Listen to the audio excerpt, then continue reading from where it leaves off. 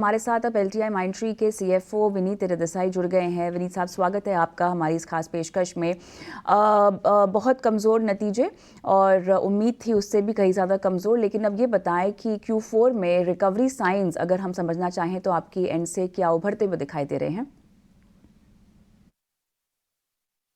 सबसे पहले ET now के सभी दर्शकों को नए वर्ष की हार्दिक शुभकामनाएं। देखिए, अभी एनवायरनमेंट अभी भी कॉशियस है। जो हमारी एक्सपेक्टेशन Q3 में थी, उसके हिसाब से तो रैंप अप्स तो हो रहा है, मगर इस क्वार्टर में हमने फर्लोज का इम्पैक्ट जरूरत से ज्यादा देखा। हमने कॉल आउट किया था सब क्वार्टर के बिगिनिंग में कि फर्लोज रहेंगे, थोड़े से ज्यादा रहेंगे, मगर एक्चुअल रियलिटी में जितने फर्लोज आए वो उससे भी ज्यादा आए। ये फर्लोज काफी हद तक Q4 में वापस आ जाएंगे, मगर जो कन्वेंशनली फर्लोज 1 जनवरी से सीधे आ जाते थे वो अभी वैसा नहीं होता। कुछ फर्लोज जनवरी से आ जाएंगे, कुछ फर्लोज फरवरी मार्च, तो उसके वजह से थोड़ा सा क्लॉबैक होगा Q4 में। मगर अभी भी मैक्रो इकोनॉमिक एनवायरनमेंट और कस्टमर का डिसीजन मेकिंग अभी भी काफी स्लो है, कॉशियस है। उसके वजह से कुछ प्रेडिक्शन देना हमने ठीक नहीं समझा। इसीलिए हमने कहा कि अभी के हिसाब से जो हमारी विजिबिलिटी है, वहां आप Q4 में Q3 के जैसे सिमिलर परफॉर्मेंस एक्सपेक्ट कर सकते हैं। बीएफएसआई की अगर हम देखें नंबर्स तो यहाँ पर डिक्लाइन रिपोर्ट हुआ है, लेकिन किसी भी तरह का कोई भी अंदेशा जहाँ पर आपको लग रहा है कि ये अब बॉटम हो चुका है और कहीं ना कहीं रिकवरी दिखाई देगी चौथी तिमाही में? देखिए, बीएफएसआई सेक्टर हमारा सबसे बड़ा सेक्टर है। ऑलमोस्ट 1.5 to 1.6 बिलियन के रेंज में उसका परफॉर्मेंस रहता है। तो यहाँ सबसे ज्यादा कॉशियसनेस हमने देखी है। कस्टमर्स अभी भी मंथ टू मंथ या quarter to quarter decision making कर रहे हैं। नए प्रोजेक्ट्स को तो रैंप अप ठीक समय पे और अच्छी तरह से हो रहा है, मगर जो एग्जिस्टिंग पोर्टफोलियो में उसमें काफी time one time discounts, one time slowness existing portfolio पे मांगी जाती है। तो उसके वजह से रिवाइवल के लिए अभी बीएफएसआई सेक्टर देख रहा है कि रेट कट यहां से कब चालू होगा। रेट कट होगा ये तो अभी सबने मान लिया है, मगर रेट कट जब तक एक्चुअल चालू नहीं होता, यहाँ सेक्टर में थोड़ी सी सॉफ्टनेस ही दिखाई देगी, हमें हमें लगता है। और इसलिए शायद 1-2 क्वार्टर ये परफॉर्मेंस ऐसे ही रहे। जो कॉल हुई थी कल उसमें ये कहा गया था कि क्लाइंट्स के जो बजट हैं वो हो सकता है कि फ्लैट रहें या उनमें कमी दिखाई दे। अब ये बताएं हमें कि किस तरह से इस कमी की आप संभावना जता रहे हैं, कितनी कमी और किस तरह के क्लाइंट्स? सी कैसे हो कि कस्टमर्स अभी सबसे ज्यादा प्रोजेक्ट्स कॉस्ट एफिशिएंसी पे फोकस कर रहे हैं। तो ये प्रोजेक्ट जो हमारे पास आ रहे हैं नए, वो सब एग्जिस्टिंग पोर्टफोलियो है। आइदर वो कस्टमर इन हाउस मैनेज कर रहा है या किसी और वेंडर के साथ मैनेज कर रहा है। उसका वो प्रोजेक्ट जब हमारे पास आता है तो एक्सपेक्टेशन रहती है कि ये आप थोड़ी सी कम कीमत पे करें। और वो कम कीमत ऐसा नहीं होता कि उसका मतलब कि हम मार्जिन पे कॉम्प्रोमाइज करें, मगर उसकी एक्सपेक्टेशन रहती है कि हम कम कीमत पे करें। तो वो प्रोजेक्ट्स हमारे ठीक समय पे चालू हो जाते हैं।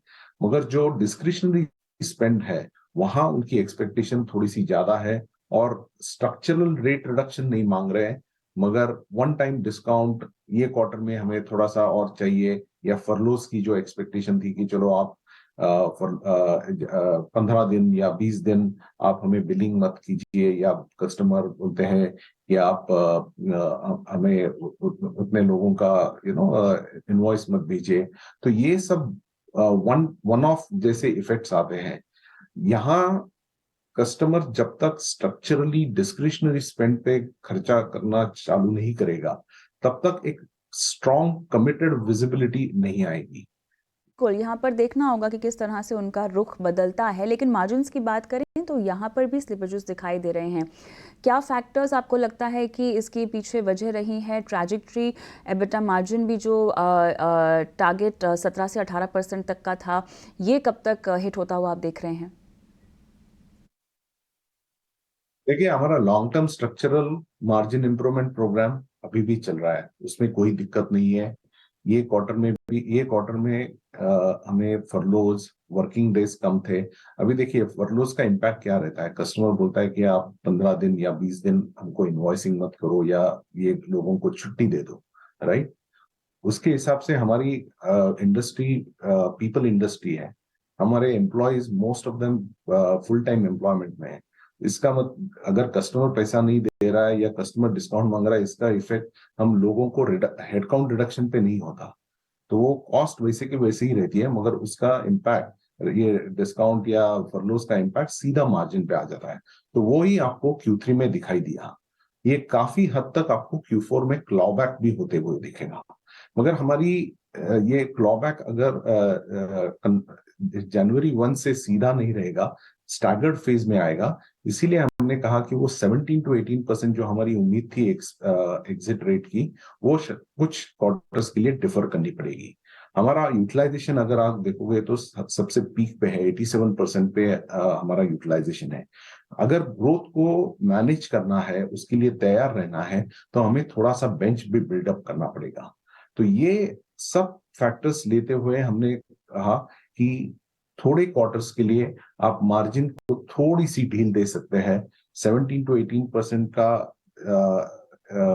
एक्सपेक्टेशन थोड़े क्वार्टर्स के लिए। बिल्कुल विनीत, आपने समय निकाला और विस्तार से हमसे बातचीत की। नतीजों पर बहुत बहुत धन्यवाद आपका। और क्या राय है जान लेते हैं, बताएं विवेक। जो LTI माइंडट्री की क्या बोलते हैं स्पीच था, वो उसमें दिख रहा था कि कितने वो भी एकदम सोबर होके रखे हैं। तो देखिए, जो लार्ज कैप IT सेक्टर है, मुझे लगता है कि कुछ समय तक ऐसे ही चलने वाला है। जैसे मैनेजमेंट ने कहा कि आप बहुत ज्यादा एक्सपेक्टेशन मत रखो यहाँ से। और जो US में रेट कट की उम्मीद थी, अब ओवरऑल ओपिनियन ये बन रहा है कि रेट कट के लिए थोड़ा बहुत इंतजार करना पड़ेगा। हो सकता है 2-3 क्वार्टर वहां पे भी लगे। तो जब तक वो होता नहीं है, मुझे लगता है कि एक स्पेंडिंग US में आएगा नहीं। और ये ज्यादातर कंपनीज बहुत ज्यादा फोकस्ड है US पे। तो जो मिड कैप IT कंपनीज है वहां पे, जो इंडिया फोकस्ड है वहां पे आपको देखना चाहिए ज्यादा। बाकी ये, और एक और चीज है कि IT ऑलरेडी नेगेटिविटी काफी ले चुकी है, मतलब फैक्टर्ड इन है। और इसके लिए आपको ऐसे कॉन्ट्रेरी इसको होल्ड करना चाहिए। मैं सेल की सलाह नहीं दूंगा। और एक स्टॉप लॉस के साथ आप अगर इसको रखते हो, तो मुझे लगता है कि आगे चल के आपको यहाँ से थोड़ी बहुत रिकवरी, मतलब करीबन 10-1% की रिकवरी वापस मिल सकती है आगे चल के। तो होल्ड कीजिए LTI माइंट्री। और जो एशियन पेंट्स की बात थी, देखिए यहाँ पे मैं तो एक ऐसे कॉन्ट्रेरियन बाई की ही सलाह दूंगा। क्योंकि एक तो मार्जिन इंप्रूवमेंट की संभावना है। दूसरी चीज, जो क्रूड ऑयल है वो स्टेबल होके रखा है और नीचे के स्तरों पे ही चल रहा है। अब तक बढ़ने की कोई संभावना नहीं लग रही है। दो मिडिल ईस्ट में काफी टेंशन चल रहे हैं, लेकिन क्रूड एक रेंज में ही है। तो उसका पॉजिटिव इफेक्ट पेंट कंपनीज पे देखने को आगे चल के मिलेगा। और ऐसे दिग्गज मुझे लगता है कि एशियन पेंट में आप बाइंग कर सकते हो। तो LTI माइंट्री होल्ड रहेगा, एशियन पेंट बाई रहेगा।